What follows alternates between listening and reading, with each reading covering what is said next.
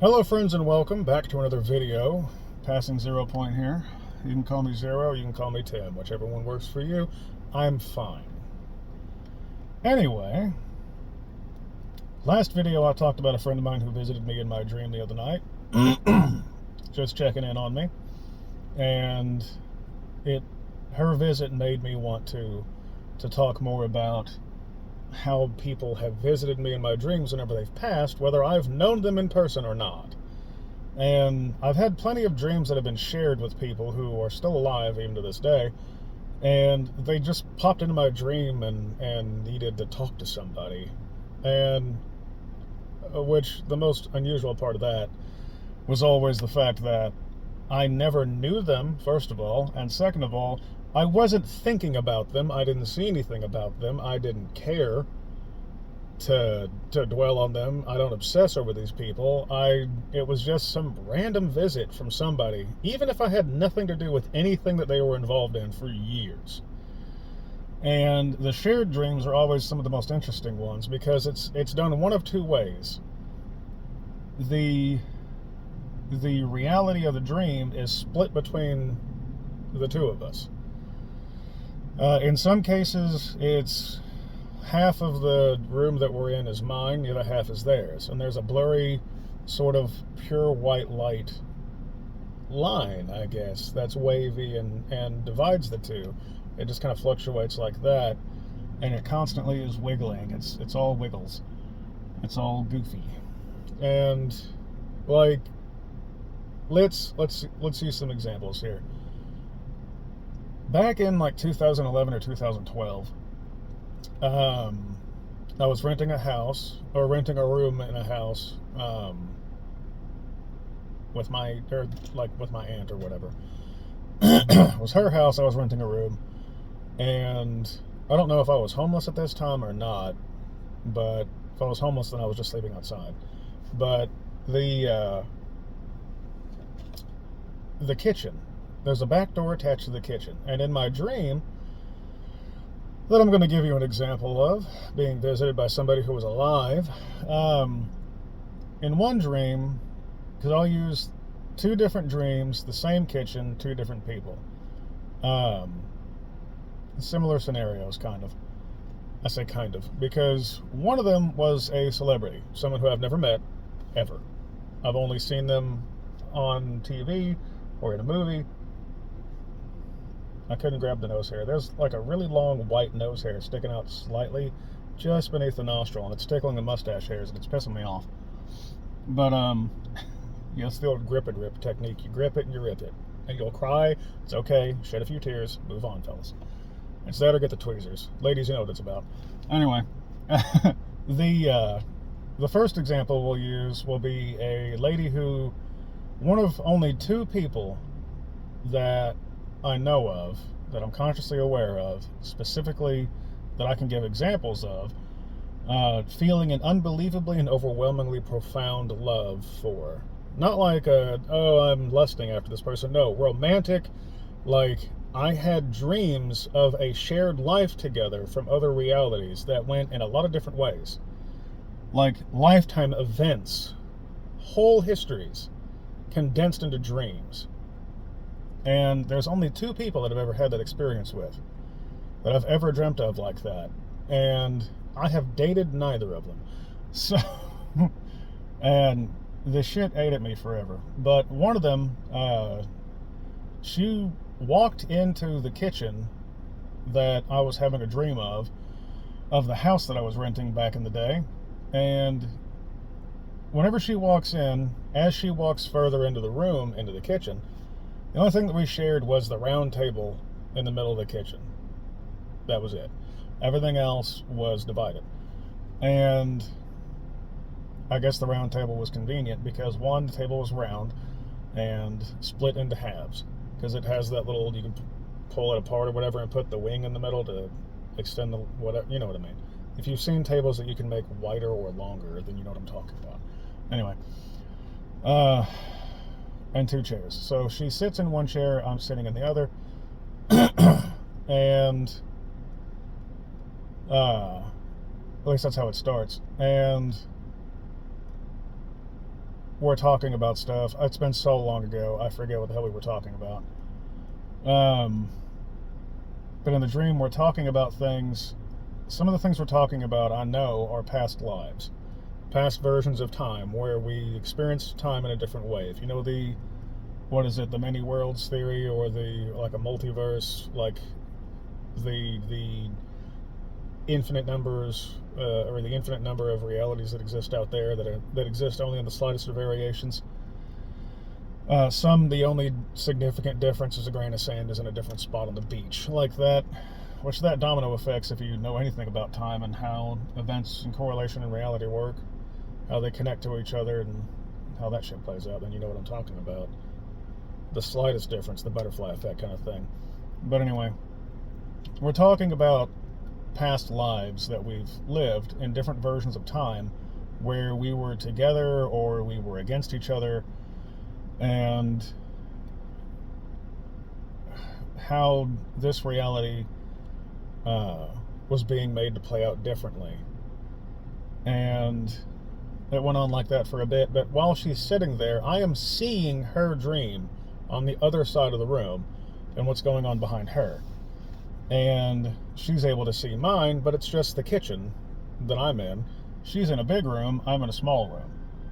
And I can feel the, I guess you could say, the force of her dream interconnecting with mine.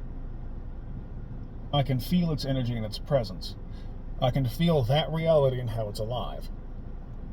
And then fast forward several months, if not a year later, I'm pretty sure it was a year later, yeah, because I think I had the dream with her in 2011, and then 1 year later, I had a dream with the Big Show, of all people. If you don't know who Big Show is, look up Big Show WWE or whatever on Google, you'll see it. And I forget the dude's name. I haven't bothered with wrestling in a very long time. And back then, I was only barely a fan anyway. Like, I kept my thumb on the pulse, but I didn't really pay attention to the patient. Does that make sense? And the Big Show walks into this fucking kitchen. I'm standing in the kitchen. I'm doing something innocuous. I think I was making tea in the dream. And the Big Show walks in, and he sits down at the table, and he basically starts with, like, he's like, man, I really need to talk. And he sits down at the table, and I forget what exactly we talked about. I know that he wanted advice. I've been traumatized a lot since then, okay? When you die and then come back and then have to rebuild your consciousness and then watch your dad die on your birthday in 2020 and then go all the way through all this kind of shit, get hospitalized twice, and then deal with really weird shit whenever you're there in the hospital. Like, this shit stacks up, okay? So, I have forgotten the very fine details. What I do remember is that he was dealing with something in life, in the waking life, that he needed input on, and it was bugging him and he didn't know what to do. And I know that it was something that was eating away at him, as like sacrificing part of his morals and what he believed in, or something like that. And he didn't want to lose himself to all of the shit that was going on. I know that. And that's why he needed advice. He needed advice to figure out what the correct path would be and how best to take it. And he's sitting there and we're talking. I'm leaning against the counter on my side of the table. He's sitting there on his side of the table. And I can feel the building that he's in. It's sort of like an executive office or whatever. What I assume is at the headquarters of the WWE. And there's big decisions being made behind him and all that stuff. And I know that that's basically the theme, is that there's a lot of, oh nice, there's a lot of big decisions being made. And that it weighs on him. And he's just needing somebody to talk to. Why me? No idea. No clue. I have no idea why the man appeared to me in my dream. I wasn't watching wrestling at the time. The movie Knucklehead I had seen like a year or two before, maybe 3 years before. I have no idea. And I hadn't bothered really giving a shit for ages. Wait, no, I said years before. Actually, yeah, it would have been the year prior to that. because I watched it in that house. Yeah. But anyway, like, the man was definitely conflicted, and it was eating away at him, and he needed input. But other than that, I had no idea why me. No clue. And the fact that we were sharing the dream was interesting to me, because it was like it's like he stepped into my dream, but his dream was still on, like, the wall behind him. Because he was in the kitchen with me. He wasn't just sharing it with me. He was in the kitchen with me. And it was interesting to see, because I forget what the exact details were still. Because again, this was like 2011, 2012, long time ago. Jesus Christ, it's been like 14 years ago. Christ alive, time flies. And I just remember seeing something like a few months later about how he'd made a decision on something important, and there was a change going on in his life, and I was very proud of him in that moment. It made me it reminded me of the event, because I had given him some advice and he had come to a conclusion, and he had told me about it, and then he shook my hand, and then he walked out of the dream back into his, and whenever he did that, it closed back up behind him, and I couldn't see his dream anymore. And then whenever I woke up, I was like, man, why did he appear in my dream? What was that? And I've had one more other thing kind of like that, I guess you could say, that I'm fully aware of. And it was, of all people, Vince McMahon. And this was like a year or two ago. I think it was about 2 years. Yeah, it was like 2 years ago. This was like 2024-ish. Like late 23, early to mid 24, I believe. Somewhere in that range. And I don't think that lady's all there. She was just like stumbling around. And I am in his dream. We're not sharing dreams in terms of my dream and his dream. I am completely in his dream.